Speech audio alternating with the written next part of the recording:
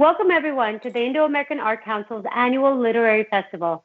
This year, we celebrate our sixth year of bringing you authors, thought leaders, and storytellers from around the world. Many of these stories originate from the Indian subcontinent, and today we celebrate these voices that have been shaped by the Indian ethos and experience. In these unprecedented times, our collective shared experiences have uplifted us and have reshaped our perspectives. For our 2020 festival, we invite our authors to take center stage to bring people together through the art of storytelling. Today, I'd like to welcome Ms. Tazmeen Amna for her debut novel, Goner. Tazmeen has studied literature at Lady Shri Ram College for Women and currently working and connecting with us from New Delhi. Moderating today's session is Anab Naiyer. She is a research scholar working on popular culture in Urdu and an entrepreneur of yarn craft. She is the recipient of the NESA UGrad Fulbright Fellowship to the United States. Welcome, ladies. Thank you. Thank you so much, Nili. Now I'm going to pass the mic on to you, so you may start the session. Thank you. Thank you so much, Nili. Hi, Tazmeen. Hi, very Anab. nice to be here with you, talking about a book which I'm very personally passionate about. And before we hear your opinion on it, I would like to talk a little bit about the book. The book Goner was published earlier this year. It's not a debut novel by Tazmeen. She's already a published author. She already has a children's book in her hat. And this is her second novel. And I would actually like to talk about the novel while we chat. So I'm just going to tell you a little bit about the book, where it's about a young girl in the capital city of India, struggling with just every day. It's the life as we know that is being talked about, and that is what makes the book very, very special. So, Tasveen, first off, I want to ask you about, your influences in literature, and what kind of literature is your favorite kind, which you think has influenced you? Because, every writer is known, for his favorite books. What does he or she read? So, please talk to us a little bit about that. I do have like a lot of favorites and like a certain kind of genre that I like to read, but I can't really say that any of it has influenced my writing per se, because I feel like my writing is not very structured. It's kind of like very raw. Nevertheless, I love a good thriller any day. And I mean, I've read all the classics and all of that, and there are several of them that I want to read again and again, like Great Expectations and stuff like Little Women, Hard Times, etc., etc. But yeah, I do love a good thriller, and lately for the past 2 years, I've been reading a lot of mysteries and just science fiction and basically easy, quick kind of books, which which I would describe as entertainers, because after a long day of work, I just want to read something which I can eat up and digest very quickly. And so I don't do that much of serious reading these days. I do read a lot of chick lit as well. So yeah, I guess some of the chick lit might have influenced my book a little bit. So because there is this, like with popular, since I am also working on popular literature, and there is this common sort of perception where when you start a book, which is like easy and quick, like you said, like a thriller or a romance novel or something, you are so assured in the beginning itself that, something good is going to happen. This will be resolved. There's not going to be, too many problems. So that sort of eases out a lot of anxiety. And speaking of anxiety, because we are so unsure about so many things in life, why not be sure about something, right? So that kind of you go into the book with that kind of sentiment that it will be sorted, because life is not really sorting itself out. Yeah, and also I feel like lockdown reading cannot really, I mean, if some people want to like educate themselves and read like a text that is difficult or historic or political or whatever. I think for me, lockdown reading has been like, I need something to like soothe me, and a lot of us cannot afford to be reading serious political historic kind of literature because we're already, I feel like mental health is compromised in these times.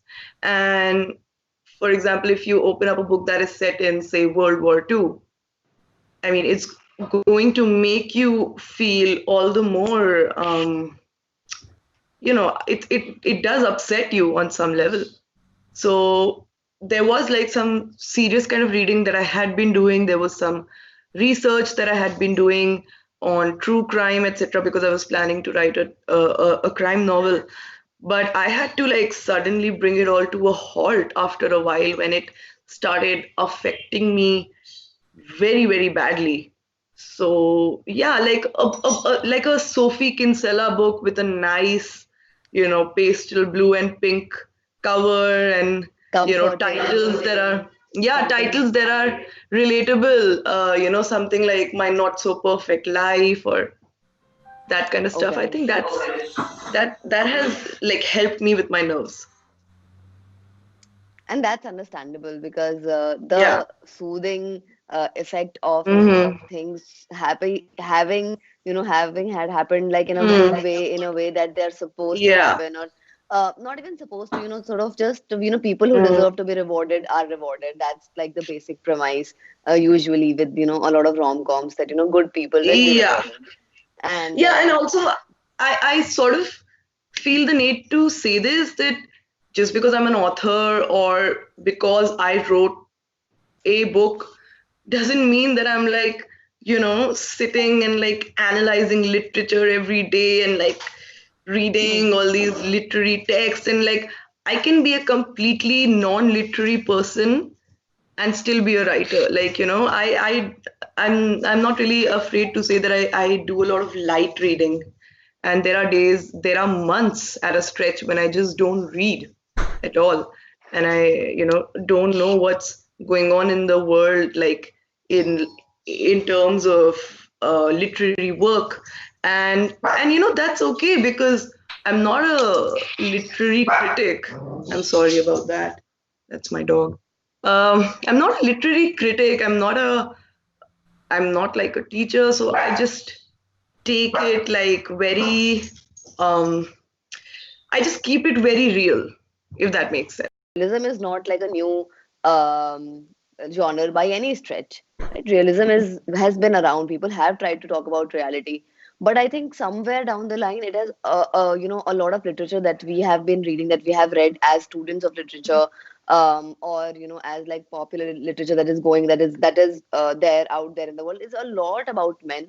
It's overwhelmingly about men. So I think it's very Yes. refreshing that we could talk about a girl who is sort of struggling with life, or going through life on her own, really, like on her own, and not and especially like novel set in India about Indian women, have so much like a family scene going on always. So that's and there are good literature in on that Mhm. front as well. Difficult Daughters is a wonderful book, but it's like a lot about the family, and it's a lot about what happens in the family, what other people are saying. So I think Mhm. sort of this lone person out there, Mhm. working on the road, driving to work. So that setup is sort of very new to India, and I think that is like a Mhm. great way to talk about Indian women, because so many of us are that. Mhm. So yeah.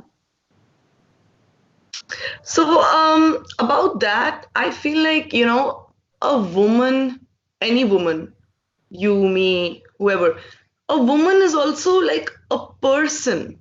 I mean, a woman is not just a woman. Like, you don't have to be like, whatever feminine attributes surround being a woman. Or like associated to someone, like someone's daughter, someone's Exactly. wife. Like, Yeah, we, sort of like, devoid of those exactly. relationships, because they're so Yeah, like, overwhelming. They constitute so much of absolutely. you.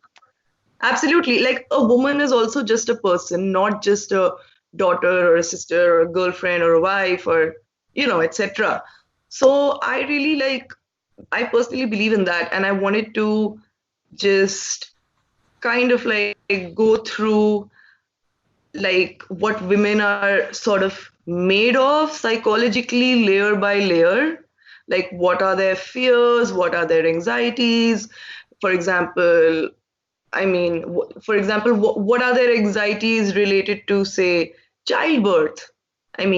Some women, women generally want kids or whatever, but in your heart, you know that that's painful. And I'm sure a lot of people are afraid that how am I going to survive that?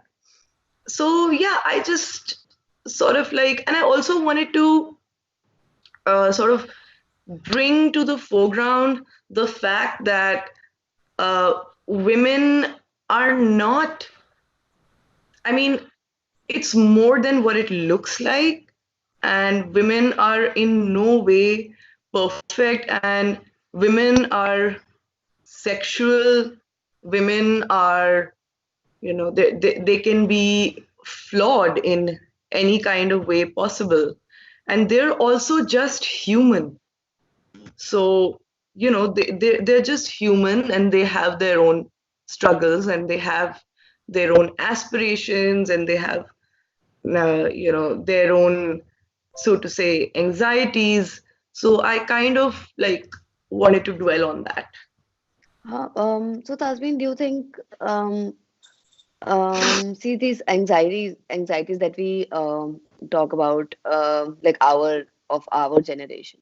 I think our elder generation has also been like a very deeply anxious generation. Just that it Mm-hmm. was not acknowledged at all, because it was like Mm-hmm. stop worrying, you'll be fine, Yeah. or don't dwell on it. The kind of acknowledgement mental health and anxiety has received in this day is Mm. unprecedented. Nobody has ever given this much importance to mental health Mm. before. It was never a big thing. It's still not under insurance. You still Yeah. can't claim insurance over your mental health. You can't, claim a sick day very easily. You can't tell people you don't Mm. feel good, that's why you can't come to work.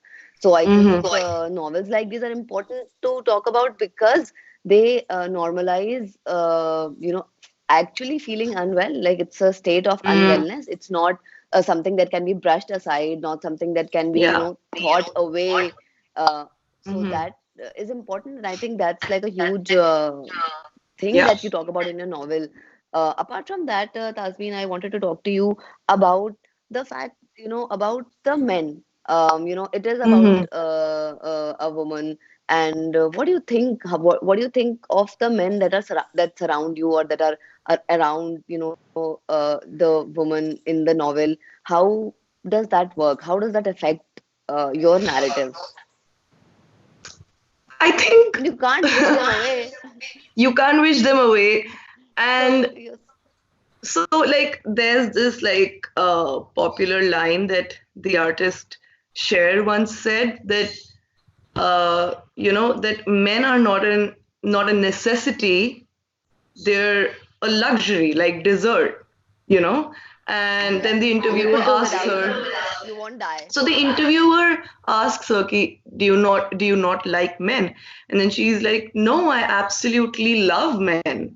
So I think that's my take, and and the protagonist's take as well, that men are interesting and they're fun, and they're fun to be around, and it's like a luxury to have a man. It's just having a certain kind of privilege, maybe, or just eating a a tart at a bakery, but it's not a necessity, for sure. And also, I think that it's important to acknowledge that there are so many kinds of men out there. So a man per se cannot be fit into a certain societal mold. Men are not okay. The popular perception is that there are cookie cutter kind of men. That okay, if he's a man, he's gonna have an ego, and he's gonna have work, and he's gonna be work oriented, or he's gonna be tough, or this or that. But it's not like that. There are so many kinds of men out there. And I think the greatest thing about our generation is that you will find so much of variety in the way people are living their lives now. Like some men are like stay-at-home husbands, and men are also going after their hearts. Men are now becoming chefs or writers or actors, etc., etc., or dancers or designers. So I think that So it has there's opened up for men also. So feminism doesn't just work for women; it also works for yeah. men. Um, and it certainly does. That's been when you say that men are not a necessity. Do you think it doesn't really work like that? Say in a small town where a woman moving around on her own is like a big deal. It's a huge deal. It's Yeah. something unfathomable. So I think there is like a lot of singularity in thinking about relationships. But in the South Asian context, I think marriage sort of still remains the only way to exist. It remains the only way to live your life. So I think that stigma is still like very strong. Um, Mhm. it's a really really big deal. So when you say men, are a luxury, they might be a necessity for some. Considering that Absolutely. we are And deeply patriarchal at this point. yeah, absolutely. And I get that and I respect that. And, as long as it's a choice, like, for example, if I say, I don't want to work, I don't want to do But anything. but no, but Tasmi, not everybody has that choice. Not everybody Yeah, has a I get choice. it. I get it. It's really twisted in the South Asian context. I completely get that. But, the reality and the truth can be different for different people and can be different for different demographics.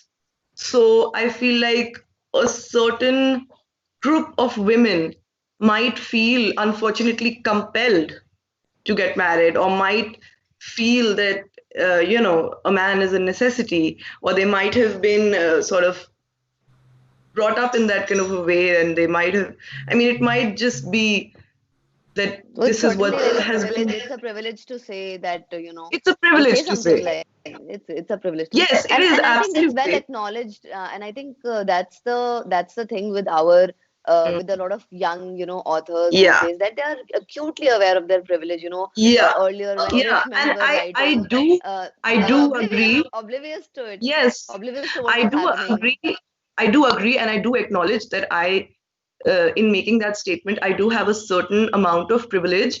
But what I meant by that is that I'm using my privilege and the kind of life I live or whatever to assert that for me, men are a luxury and not a necessity.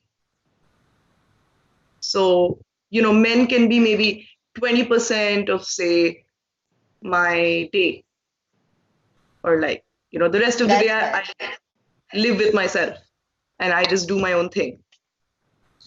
I think that's important because, especially in cinema, especially in the kind of like a lot of children's literature now, it's a little different that we have been reading. One more It's a thing that lot, I want to point out mm, is about the necessity statement that I have. See, I happen to interact with a lot of uh, women who are in certain scenarios, like, for example, people who are not so privileged, people who have to, sort of earn their daily wage, etc. And what mm, I've seen is in most examples is that the husband is usually a drunkard, or something or something else, and the woman is the one who's working day and night to earn her bread, and you know that's how they sort of provide for their families. I mm. mean, I have seen so many such cases, and I'm sure so And have you. there are Yeah. definitely. So So you're saying it's the men who need the woman to support them I and mean, not the other no, way around. I'm not necessarily, but what I'm saying is that these women do survive as well, right?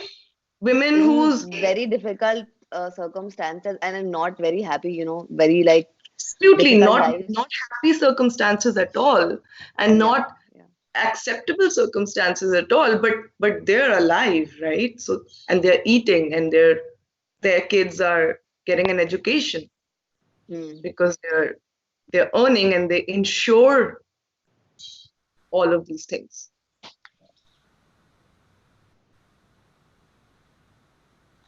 Yeah, so certainly, like the kind of literature that we read, the kind of circles that we move in, are privileged circles, and we are aware of that, certainly. Yeah, And so it's important, and it's important that we talk, we address our immediate realities, because of course everybody has their own, like you said.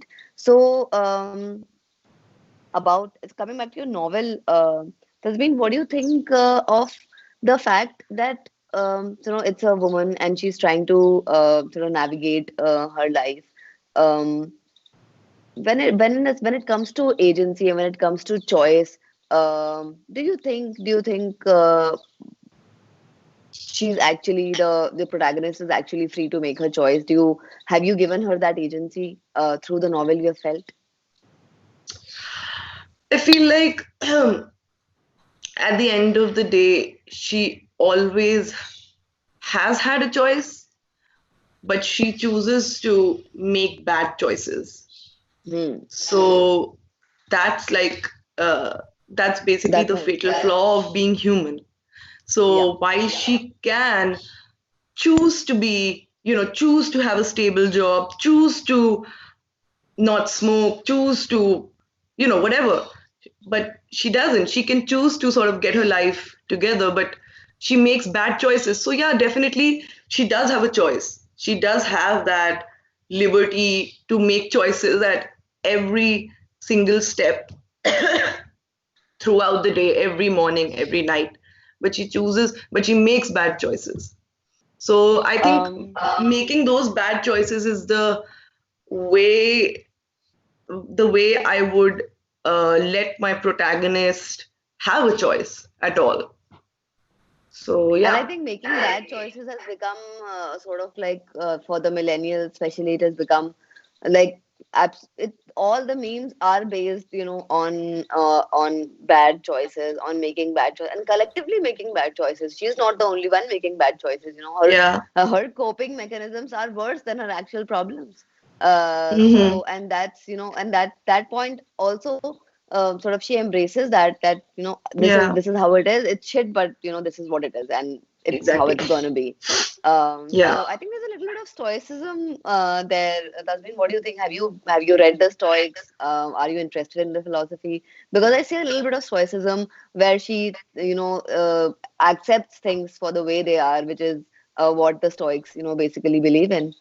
Hmm. So I just think that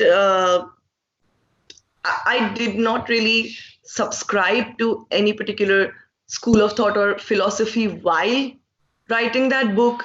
But I think that in retrospect, if you look back at it and if you read it, then one can find, or I might find, you know, certain allusions or references, or being influenced by a certain philosophy or all of that. But it wasn't written in that way for sure, because it was more like it was just for want of a better word, like it's just word vomit, like just Okay. everything, anything and everything that you've seen or you've observed or you've been through, it just came out on paper. It was not thought through at all. Okay. And it was not, like I said before, my writing is not very structured. I didn't follow any kind of structure. In fact, till the end of the book and in the entire course of the novel, you will not know the name of the protagonist or the name of any other characters, because it's written in first person. Also, everything about the story is ambiguous. Where are they Yeah. located? Where are they living? What's you know so yeah, I mean, but these things were not what I'm trying to say is that it was not exactly deliberate, but it sort of came But it out was in important that how way. she was feeling, and we have a lot of that about how she feels about Yeah. things, and how, what kind of, mental state she is in, what Hmm. kind of situation she's being, she's facing. So that sort of we really understand. We don't know proper nouns in from the novel. We don't get that, but we get a lot about, Yeah. her sort of emotional Yeah. state, and that's very endearing. That's very endearing because we go through something like that, and we're like, oh my god, yes, we know how that feels. We know how that Yeah. feels exactly. So Yeah. that sort of relationship with the protagonist is very special, and that's what Yeah. literature is about. About relating, and Hmm. I would really like to congratulate you over creating Thank you. a protagonist who is so real. Like, her bad choices make Hmm. you feel like I'm not the only one, right? I Yeah. can't be the only one doing this. So that's Yeah. very reassuring to see around in literature. Tasmin, I have another question for you about the fact that while what about being an author? You said it was word vomit. You wrote whatever you want to, but what about editing, publishing? What how does that affect an author? And do you think that's like a process which is how do you find it, Okay, the so logistics? to begin with, I had the most amazing editor who she just made everything better. Okay. And she also, in that process, retained the authenticity of the story and the original tone of the narrative. She didn't, change the course of things, or she didn't change any kind of ideologies that are Hmm. there in the novel. I mean, because there are a lot of blatant ideologies and statements that this girl is making. So so that for starters was great. A lot of, I mean, the support that you get from your editors and the way that they advise you, that always helps. And Hmm. my editor and I, like, we had this like from the very get-go, like from the first time that I showed her the first few chapters, we had this kind of agreement that we're going to keep it very real and So very it raw. was according to your liking. It was something that it was shaped the way you wanted it to be, and Yes, absolutely. okay, that I think that's Absolutely. wonderful. This mean mental health is still like a sort of like a brewing issue in South Asia, but in America, Yeah. it's what do you think of the American take on mental health? Especially considering literature which is being written around mental health and about anxieties, because Americans are also Yeah. they are very high up on the radar, where people are getting treated for mental health, and they are acknowledging all the problems around it, and the solutions as well, and especially with the a very sort of turbulent state that was going in America. So please share what you think of that. 100%. I mean, the suicide and depression rates in America are just off the charts. And I think that the Do you think criticism do that you I've think it's received, a there is any what do you think it could be? yeah. So, the criticism that I've received for this novel is that it's essentially a privileged and entitled rant. So that in itself, I feel like, goes to show that if somebody is suffering from a mental illness and that person happens to be privileged in the sense that that person happens to be, sort of financially safe and secure, so then it becomes, are you getting what I'm saying? Like, how quickly it gets stigmatized. Like, that's just like saying that, Anab, you can't be depressed because you have a house and you're married and you have a husband and you have a career, so you can't be depressed.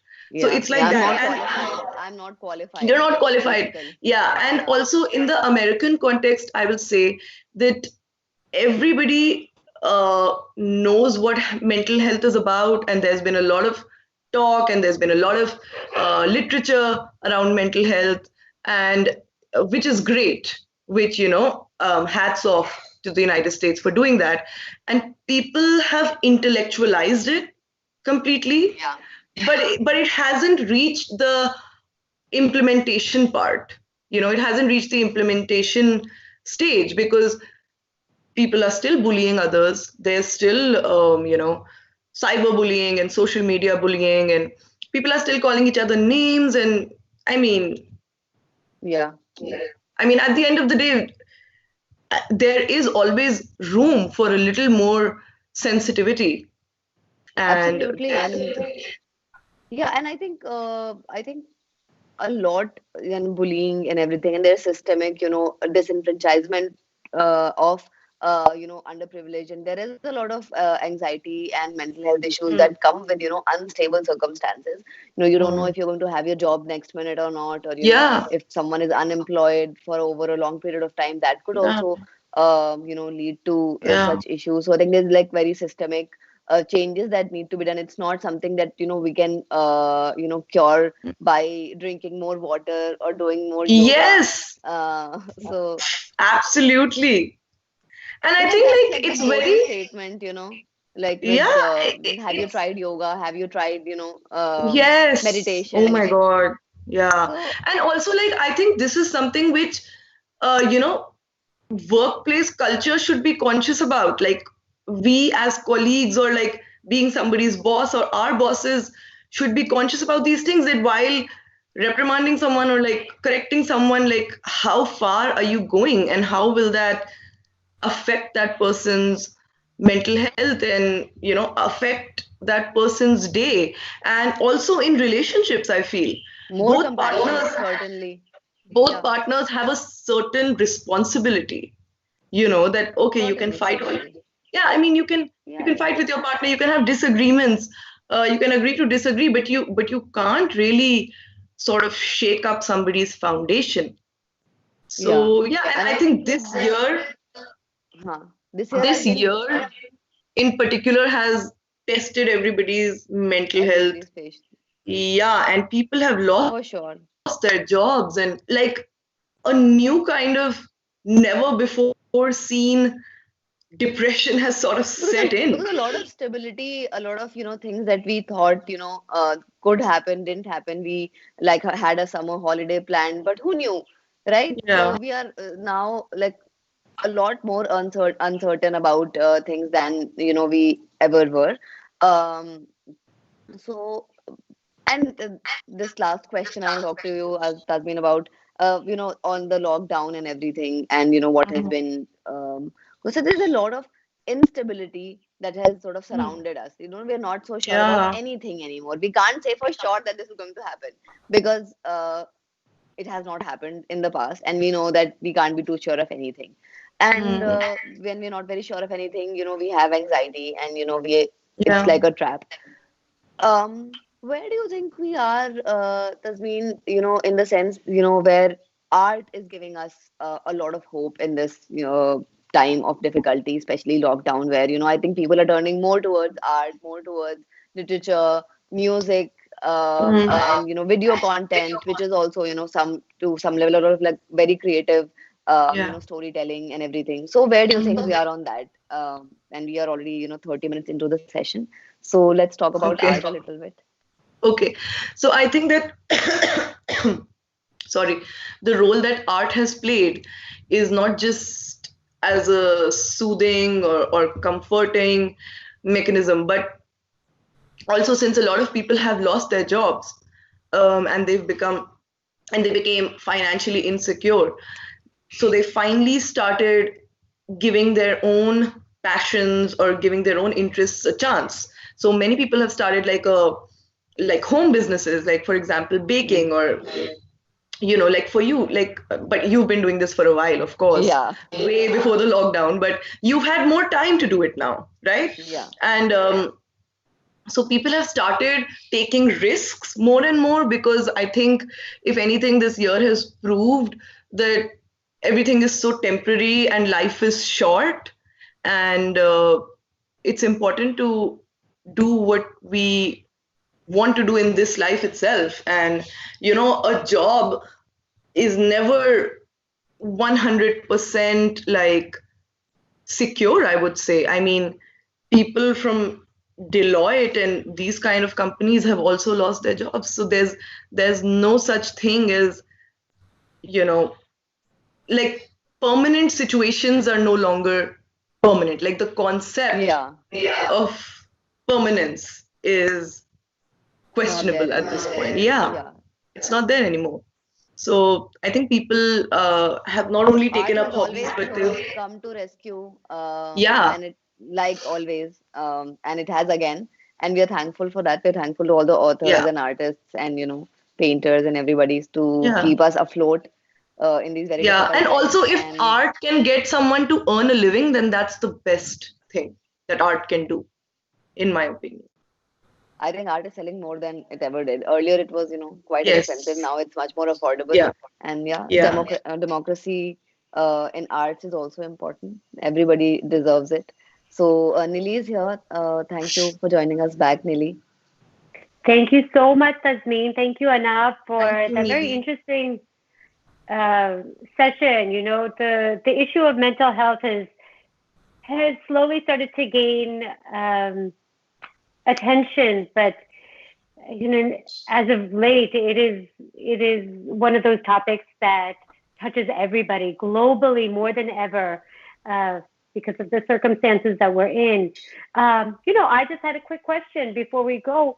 Tasmeen, I know that you speak about the critics of your book. Mm. Maybe some people speak about entitled privilege, but tell Yeah. me, how have young women reacted? How are they reaching out to you? Well, I've got a lot of messages from people on social media saying that, I couldn't get through this part of the novel because I've had a similar experience. And also, the novel touches upon abuse, physical and sexual, by a romantic partner. So a lot of girls have reached out to me that, oh, I was abused by a certain so and so, and I completely get it. And a lot of people have written to me saying that they've been depressed, and so people have really related to it, and that for me is the most rewarding part. And if I can in any way make someone feel a little less alone and a little more human, that it's okay to have these feelings, it's okay to be have these kind of illnesses, and it's okay to be flawed, and it's okay to be sexual, etc., etc., and everything is you know basically a social construct. So yeah, if I can make anybody feel better for even a fleeting moment, then then it's a win for me. Like, I don't really care about the criticism. Like, I mean, it's okay if people think that it's a privileged, entitled rant, then maybe it is. Maybe it is just a window into how privileged people navigate through depression and other issues. Even though the protagonist is quite poor and broke, mostly through the novel. But Yeah. yeah. Tazmeen, Anab, thank you so much. The Thank Indo-American you. Arts Council, thank you very much for this session. We can Thank you find so Ghana. much, Nili, for this opportunity. Thank you. Thank you so Thank you. much. It's such an honor to be a part of this. Hello, I'm Nili Lakhani, IAAC Literary Festival Director. I want to thank you for joining our award-winning authors and their wondrous stories. IAAC is a 501c nonprofit. Programs like the one you just watched happen because of contributions from generous folks like you. Please donate to the IAAC so that we can support our artists and sustain our cultural programs. It is simple to donate by visiting the IAAC website at iaac.us. Learn about the insider benefits that membership gives you. On behalf of the entire IAAC board, stay safe and see you at our next event. Thank you.